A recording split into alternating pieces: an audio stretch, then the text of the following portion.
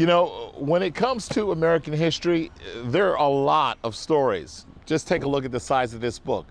But despite the size of this book, as you can well imagine, there are lots of stories and people who will never make it into this book. So we decided to give you one person and his story and how important it is in American history. Robert Smalls was a Civil War hero,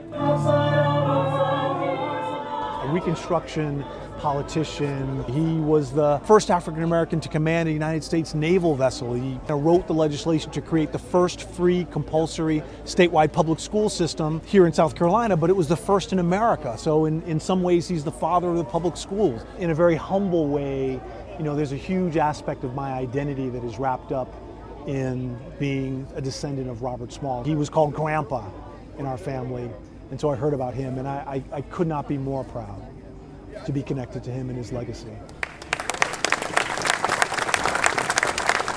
Thank you. I am descended from Robert Smalls, but a couple of years ago I was the president and CEO of a brand new museum in Charleston that is about to open, the International African American Museum. And so I come to this question about history from a couple of different vantage points, from the vantage point of being connected to someone in history, and then from the vantage point of having built a museum whose purpose was to elevate stories that had been undertold. I grew up with Robert Smalls' granddaughter, my grandmother. He was enslaved on a boat called the Planter, a 150-foot side-wheel steamer in Charleston Harbor. He was enslaved to work on this boat. And on May 13th, 1862, he got his family, the other enslaved crew and their families, and he sailed it to freedom. He sailed it past 5 forts. He was the pilot of the boat, so he knew the various passcodes, perhaps with the whistle of the boat. Met with the Secretary of War Stanton, met with President Lincoln, and convinced President Lincoln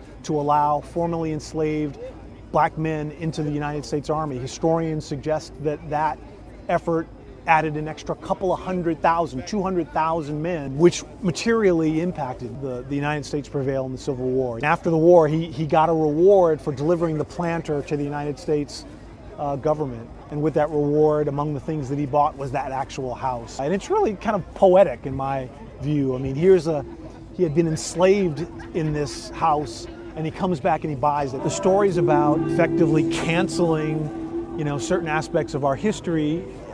It's troubling. Our history is rich, it is deep, it is dynamic, and it deserves to be told. And that's why stories like Robert Smalls are so important. You'll never find them in history books, but they're out there, so you need to continue to research and look for them. Interesting stuff about interesting people. Richard Devane for WCNC Charlotte.